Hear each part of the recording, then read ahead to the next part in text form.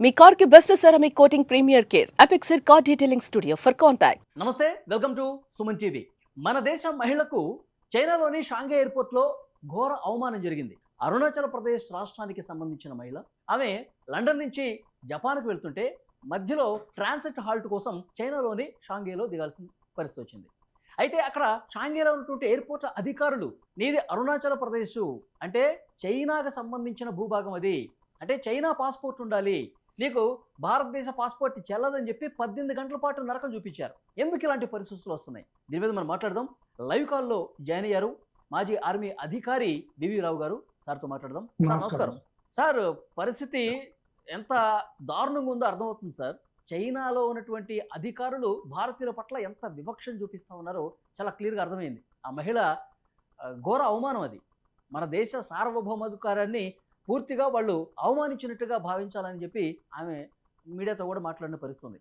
అంటే అక్కడ ఏం జరుగుతుంది సార్? ఎందుకు ఇట్లాంటి పరిస్థితి వచ్చిందంటే ఏం చెప్తారు? ఇది వేరే కోణంలో చూడాలండి. ఇండియా చైనా రిలేషన్స్ కోణంలో చూడాలి. చైనా ప్రకారం ఏంటంటే లడాక్ ప్రాంతంలో చాలా వరకు, ఉత్తరాఖండ్లో కొంత భాగం, భూటాన్లో కొంత భాగం, అరుణాచల్ ప్రదేశ్ మొత్తం వాళ్ళు అనేది ఏంటంటే ఒకప్పుడు టిబెట్లో ఉన్నప్పుడు దలైలామాకి పన్నులు కట్టేవారు.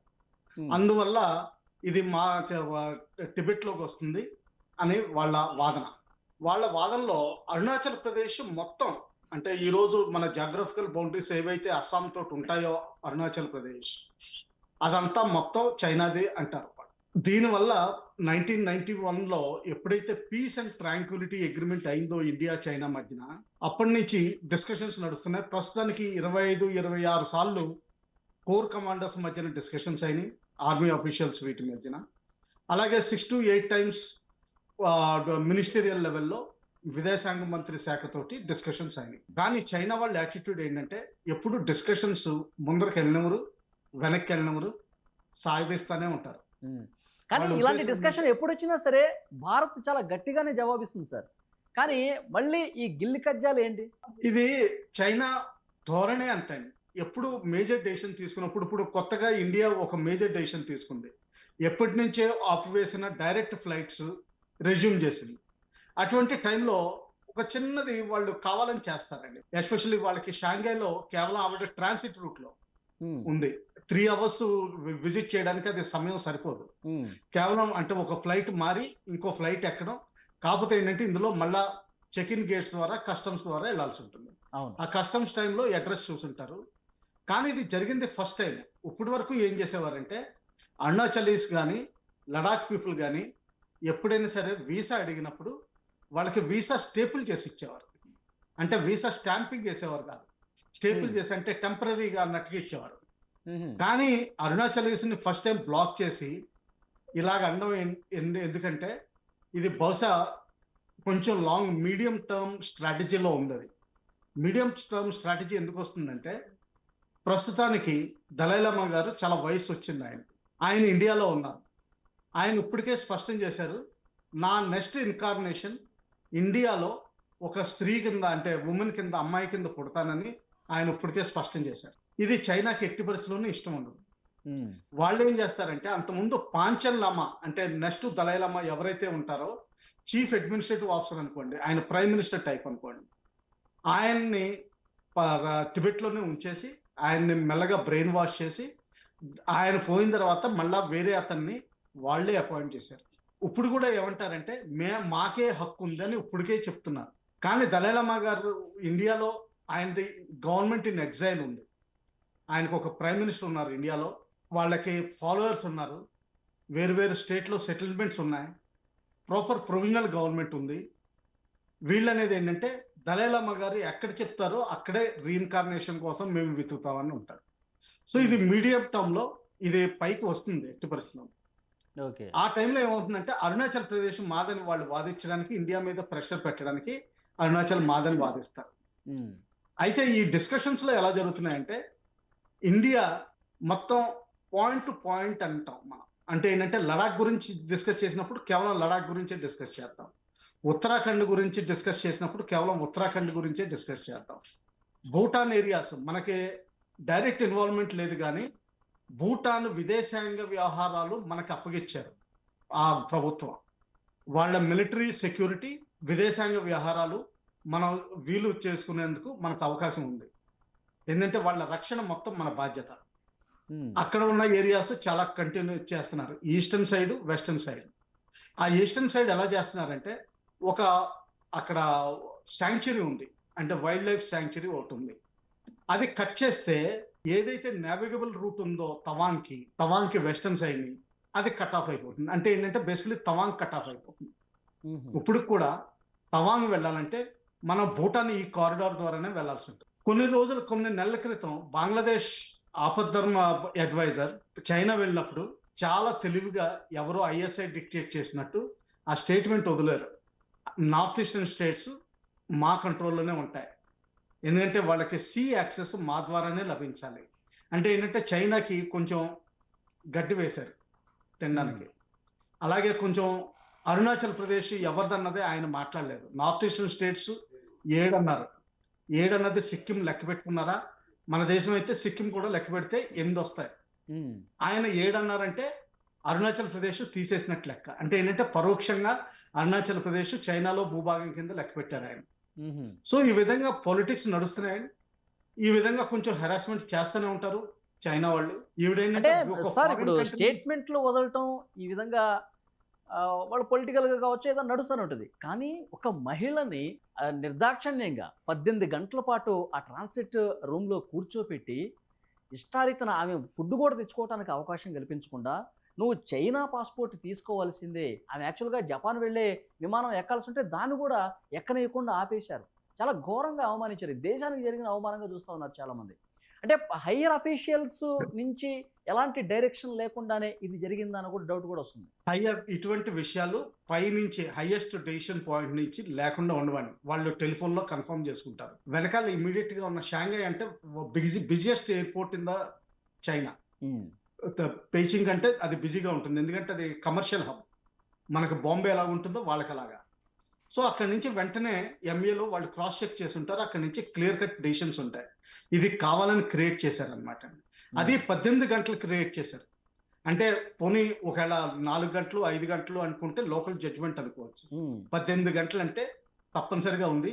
అది ఏంటంటే మన మినిస్ట్రీ ఆఫ్ మన ఎంబసీ ఇన్వాల్వ్ అయింది, ఎంఏ ఇన్వాల్వ్ అయింది, అందువల్ల రిలీజ్ చేశారు. ఒకవేళ ఈ మహిళని చాలా మెచ్చుకోవచ్చండి మనం, ఎందుకంటే ఆవిడ లొంగలేదు. బహుశా ఆవిడ ఒక మాట అని ఉంటే సరే మీ పాస్పోర్ట్ ఇవ్వండి అని అందనుకోండి, వాళ్ళు వెంటనే ఒక పాస్పోర్ట్ అర్జెంటుగా అప్పటికప్పుడు అకస్మాత్తుగా ఇచ్చే ఎమర్జెన్సీలో ఇచ్చే పాస్పోర్ట్ వాళ్ళ ఎంబసీ నుంచి తెప్పించి అప్పటికప్పుడు ఇష్యూ చేసి ఉండేవాళ్ళు. దానివల్ల ఏంటంటే ఇదిగో చూడండి మీ అరుణాచల్ ప్రదేశ్ వాళ్ళు మాకు పౌరసత్వం కావాలని మమ్మల్ని అడుగుతున్నారని వేరే విధంగా పబ్లిసిటీ చేసేవాళ్ళు. అంతేగా వాళ్ళకి గ్రీన్ సిగ్నల్ ఇచ్చేసినట్టే. ఎగ్జాక్ట్లీ. ఇటువంటి డ్యామేజ్ ఆవిడ ధైర్యంగా ఎదుర్కొంది. కానీ ఆవిడ కూడా కొంచెం బ్రేక్ అయినట్టుంది. ఆవిడ ఒక మాట ఉంది, డ్యూయల్ పౌరసత్వం ఇండియాలో లేదని. లాస్ట్ లో డ్యూయల్ పౌరసత్వం అంటే ఏంటంటే కొన్ని కంట్రీస్ ఏంటంటే, ఫర్ ఎగ్జాంపుల్ పాకిస్తాన్లో మీకు డ్యూయల్ పౌరసత్వం ఉండొచ్చు. అంటే మీరు పాకిస్తాన్లో సిటిజన్షిప్ ఉంచుకుంటానే లండన్లో ఇల్లు కొనుక్కోవచ్చు, లండన్ పౌరసత్వం కూడా తీసుకోవచ్చు. అక్కడ ఉన్న army generals, top politicians including whether PPP అవనివ్వండి, షరీఫ్ ఫ్యాక్షన్ అవ్వండి, ఇంకా మిగతా ఫ్యాక్షన్స్ ఏవైనా అవనివ్వండి, క్రికెటర్స్ అవనివ్వండి, సినీ స్టార్స్ అవనివ్వండి, వీళ్ళందరూ డ్యూయల్ పౌరసత్వం కలిగి ఉంటారు. ఇంక్లూడింగ్ వాళ్ళ ఫీల్డ్ మార్షల్ ఫ్యామిలీకి న్యూయార్క్ లో అమెరికన్ పౌరసత్వం ఉంది. అక్కడ ఆయన ఇల్లు కూడా కొన్నారు. ఆయన కూడా బహుశా పౌరసత్వం తీసుకుని ఉంటారు ఆల్రెడీ, పారిపోవడానికి రెడీగా. ఇది కానీ మన ఇండియాలో ఏంటంటే వేరే దేశం పౌరసత్వం అడిగినప్పుడు మన ఇండియన్ పాస్పోర్ట్ జమ చేయాలి, ఇండియన్ పౌరసత్వం జమ అంటే వాలంటరీగా వదిలేసుకుంటున్నానని సంతకం పెట్టాలి, అప్పుడే కానీ వీలు పడదు. ఇది మన ఇప్పుడు దీనివల్ల ఆవిడ అన్న చిన్న స్టేట్మెంట్ అంటే బహుశా ఆవిడ, నేను అనుకోవడం ఆవిడకి నాలెడ్జ్ ఫుల్ గా లేదు ఈ మ్యాటర్స్ మీద, అందుకని కొంచెం లూజ్ గా అనేసింది. ఆవిడ ఏమందంటే డ్యూయల్ సిటిజన్షిప్ ఉంటే ఆవిడ ఏంటంటే అమెరికనో యూకేనో అక్కడి నుంచి వచ్చింది, అక్కడ సిటిజన్షిప్ ఉంచుకుని ఇండియన్ సిటిజన్షిప్ ఉంచుకునేది. ఇండియన్ సిటిజన్షిప్ పాస్పోర్ట్ పక్కన పెట్టుకుని అక్కడ లండన్ నుంచి కూడా ఓ పాస్పోర్ట్ తీసుకుని ఆ పాస్పోర్ట్ మీద ట్రావెల్ చేసేది. బహుశా ఆవిడ నేను అనుకోవడం బిజినెస్ ట్రిప్ మీద ఉన్నారు. ఎందుకంటే డీటెయిల్స్ రాలేదు కానీ స్పిరిచువల్ ట్రిప్ కాదనుకుంటాను. ఓకే. బుద్ధిజం జపాన్లోనూ ఉంది, చైనాలోనూ ఉంది. అరుణాచలీస్ మోస్ట్లీ బుద్ధిస్టులు ఉంటారు. ఆవిడ పేరు చూస్తే మాత్రం బుద్ధిస్ట్ రిలీజన్ అనిపిస్తుంది. సో ఆ విధంగా చూస్తే ఏంటంటే ఆవిడ ఆ విధంగా డ్యూయల్ సిటిజన్షిప్ అన్నారు. ఇటువంటి ఫ్యూచర్లో ఇటువంటి హెరాస్మెంట్ జరగకుండా తప్పనిసరిగా చేసే చైనా వాళ్ళు చేసింది చాలా తప్పు పని. ఉమ్, కానీ ఇది వాళ్ళకే దెబ్బ. ఎందుకంటే ఇప్పుడు వరకు ఎప్పుడైతే లాస్ట్ షాంఘై మీటింగ్ అయిందో మోడీ గారు, పుతిన్ గారు, షీ జిన్పింగ్ గారు అందరూ కలిసి ఒక ఏకతాభావం చూపించారు అమెరికాకి. అవును. ఆ ఏకతాభావం తర్వాతే మన కొన్ని ట్రేడ్ రూల్స్, తర్వాత ఈ డైరెక్ట్ ఫ్లైట్ రూల్స్ ఇవన్నీ వచ్చినాయి. కానీ ఈ ఒక్క చేష్ట వల్ల వాళ్ళు మొత్తం గౌరవం పోగొట్టుకున్నారు. ఉమ్. వాళ్ళదే తప్పు, వాళ్ళు అంటే సార్ ఇప్పుడు అనుభవించడం తప్పదు. మళ్ళీ ఏంటి వ్యవహారం మొదటికి వస్తుందని చెప్పి ఏమైనా భావించాల్సిన పరిస్థితి ఉందా? ఇప్పుడు అంత ప్రశాంతంగా ఉన్న సమయంలో ఇలాంటివి చేయటం వల్ల, లేదు ఎప్పటికైనా సరే మెడ మీద కత్తి పెట్టినట్టే చైనా వ్యవహార శైలి అని భావించాల్సినటువంటి పరిస్థితి ఉందా? మనకి ఆపరేషన్ సింధూర్ ఇంకా నడుస్తుంది. మొన్న ఈ మధ్యన ఇన్సిడెంట్స్ అయినాయి లాస్ట్ 15 days లో. సో దీనివల్ల ఇండియా దానికి లింక్స్ పాకిస్తాన్కి దొరుకుతున్నాయి. ఇండియన్ గవర్నమెంట్ స్టేట్మెంట్ ప్రకారం దీనికి బుద్ధి చెప్పాల్సిన అవసరం వచ్చింది. సమయం సందర్భం చూసుకుని తప్పనిసరిగా చేస్తారు. దాంతో పాటుగా రాజ్నాథ్ సింగ్ గారు సింధ్ గురించి ఒక ఎప్పటి నుంచో ఉన్న పాపులర్ ప్రస్తావనని బయటికి తీసుకొచ్చారు. సింధ్ ప్రాంతం ఇండియాలోనే ఉండిపోవాలనుకుంది, ఏ రోజుకైనా సరే తిరిగి చేరుతుందని ఆశిద్దాం అన్నట్టుగా ఆయన మాట్లాడారు.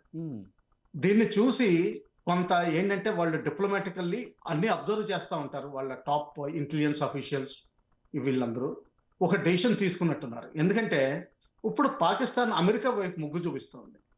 కానీ అమెరికా అంటే కొంచెం F-16 స్పేర్స్ ఇవ్వగలదు, కొన్ని మిసైల్స్ ఇవ్వగలదు, కొంత డబ్బు సప్లై చేయగలదు. కానీ ఇండియా ఒకవేళ పాకిస్తాన్ మీద అటాక్ చేస్తే డైరెక్ట్ ప్రెషర్ చైనా తీసుకురావచ్చు. మన లడాఖ్లో యాక్టివేట్ చేయొచ్చు. అలాగే ఇండియా పిఓకే వెనక్కి తీసుకోవాలంటే సిపెక్ కారిడార్ ఉన్నా కానీ గిల్గిట్ బాల్టిస్తాన్ ఏరియాలో అటాక్ చేసే అవకాశం ఉంది, స్కడ్డు ఏరియాలో అటాక్ చేసే అవకాశం ఉంది. దీనివల్ల 1000 చైనీస్ సోల్జర్స్ ఈ ఏరియాలో వేరియస్ రికనెసెన్స్ మిషన్స్ మీద, వేరియస్ ఇంజనీర్స్ మీద ఇన్ఫ్రాస్ట్రక్చర్ డెవలప్మెంట్ రూపంలో ఆల్రెడీ టెస్ట్ వేసినట్టు రిపోర్ట్స్ వస్తున్నాయి. అలాగే గ్వాదర్లో కూడా దాదాపు 900 మంది ప్రైవేట్ సెక్యూరిటీ చైనా వాళ్ళది డిప్లాయ్ చేశారు. ఇక్కడ గిల్గిట్ బాల్టిస్తాన్ లో దాదాపు 1000 మంది ఉన్నారు, అంటే ఒక బెటాలియన్ పైన ఉన్నారు. వాళ్ళకి కేవలం లడాక్ ఏరియా నుంచి ఒక మోటరైజ్డ్ బ్రిగేడ్స్ ఉన్నాయి అక్కడ వాళ్ళు ఆల్రెడీ. ఆ మోటరైజ్డ్ బ్రిగేడ్ సిపెక్ కారిడార్ ద్వారా గిల్గిట్ బాల్టిస్తాన్ లో కానీ షక్షమ్ వ్యాలీలో కానీ తీసుకురావడానికి కేవలం ఆ 15-20 గంటల కంటే ఎక్కువ పట్టదు. సో అంటే ఏంటంటే పాకిస్తాన్కి నిజంగా హెల్ప్ చేయగలిగింది చైనానే. ఇప్పటికే 80% ఇస్తుంది ఆర్మ్స్ వెపన్స్ ఎమ్యునిషన్. ఎప్పటికైనా మిగతా దేశాలే చైనా పాకిస్తాన్. ఎగ్జాక్ట్లీ. అంటే ఇప్పుడు ఏంటంటే ఇది చైనా ఎందుకు చేసి ఉంటుంది, నా అనుమానం డీపర్ రిఫ్లెక్షన్ లో ఏంటంటే పాకిస్తాన్ ని అమెరికా గ్రిప్ నుంచి తిరిగి వెనక్కి లాక్కోవడానికి, నేను సైతం నీతో ఉన్నాను అన్నంత వరకు చెప్పడానికి కావాలని ఈ పని చేశారండి. ఎందుకంటే ఇటువంటి చర్య ఎప్పుడు వినిపించలేదు లాస్ట్ హిస్టరీలో 40 years లో. స్టేపుల్ చేయడం విన్నాం, దాని గురించి గొడవలవడం విన్నాం, టిబెటన్స్ పాస్పోర్ట్స్ గురించి గొడవ చేయడం విన్నాం, తర్వాత దలైలామా గురించి విన్నాం. ఇండియాలో దలైలామా ఎక్కడైతే ఉంటారో వాళ్ళ ప్రొవిజనల్ గవర్నమెంట్ ఎక్కడైతే ఉంటుందో ధర్మశాల దగ్గర, అక్కడ చైనీస్ ఏజెంట్స్ని పంపించడం, వాళ్ళు పట్టుబడ్డం. నిన్న మొన్న కూడా నేపాల్ నుంచి ఒక చైనీస్ ఏజెంట్ పట్టుబడ్డాడు. ఇండియాలో వీళ్ళందరి ఫోటోలు తీస్తా, ఫోటోగ్రాఫ్లు, సెన్సిటివ్ ఏరియాస్ తీస్తా. సో ఇది నడుస్తూనే ఉంది. కాకపోతే ఇది ఏంటంటే పాకిస్తాన్కి ఒక మెసేజ్ అనమాట అండి, నేను సైతం నీతోటే ఉన్నాను, నువ్వు నాతోటే ఉండు. ఓకే. అంటే ఇప్పుడు చైనా కోసం పాకిస్తాన్ అమెరికాని వదులుకునే సాహసం చేస్తుందా? చేయదండి. కాకపోతే ఏంటంటే గేమ్ ఆడుతుంది, అటు ఇటు తీసుకుంటుంది, ఇటు తీసుకుంటుంది. ఓకే సార్, ఫైనల్ గా ఇప్పుడు ఇలాంటివి పూర్తిగా పరిష్కారం అయ్యే పరిస్థితి లేదంటారా చైనాతో? ప్రస్తుతానికి నాకేం కనిపించట్లేదండి. ఎందుకంటే చైనీస్ వాళ్ళు చాలా ఉద్దండులు. వాళ్ళు ఏమనుకుంటారంటే ప్రపంచానికి మేము సెంటర్ అనుకుంటాం. వాళ్ళు ఏ డెసిషన్ ఫైనలైజ్ చేయరు, ఇంకో 100 సంవత్సరాలు లాగుతారు. ఇండియా చైనా మధ్యన ఉన్న బోర్డర్ ఇష్యూస్ వాళ్ళు ఎప్పుడు సరేలే ఇక్కడికిక్కడ కట్ చేసుకుందాం అంటే, మన ఇండియా ఏమంటుందంటే సరేలే మీరు అంటే ఒకప్పుడు డిస్కషన్స్ పాయింట్లో మొత్తం సెక్టర్ వైజ్ మాకు తేల్చండి, డెసిషన్స్ తీసుకుందాం అంటారు. వాళ్ళే అంటారంటే అరుణాచల్ ప్రదేశ్ మీకు వెనక్కి ఇచ్చేస్తాం కావాలంటే, లడాక్ మాకు ఇచ్చేయండి అంటున్నారు. అది వాళ్ళ ఇది. అందుకని వాళ్ళు హోల్ ప్యాకేజ్ డీల్ అంటారు. సో ప్యాకేజ్ డీలా, స్పెసిఫిక్ డీలా, ఇది ఎప్పుడు రిజాల్వ్ అవ్వదని నా దృష్టిలో ఏంటంటే ఇది నడుస్తూనే ఉంటుంది ఫ్యూచర్. జాగ్రత్తగా ఉండాలి మనం. వాళ్ళ ఇంటెలిజెన్స్ గ్యాదరింగ్ కూడా తిప్పికొట్టాలి. అలాగే వేటకెళ్ళే చాలా మంది వేటకెళ్ళే అరుణాచల్ ప్రదేశ్ లో వేట మామూలుగా ఆడతారు ట్రైబల్స్. ఆ ట్రైబల్స్ ని అరెస్ట్ చేసుకోకుండా చూసుకోవాలి. మనం నిఘా పెట్టాల్సిన అవసరం ఎంతో. మనం అప్రమత్తంగా ఉండాల్సిన అవసరం అయితే చాలా స్పష్టంగా కనిపిస్తుంది. ఎగ్జాక్ట్లీ. మంచి ఇన్ఫర్మేషన్ ఇచ్చారు. థ్యాంక్ యూ వీరరావు గారు. నమస్కారం.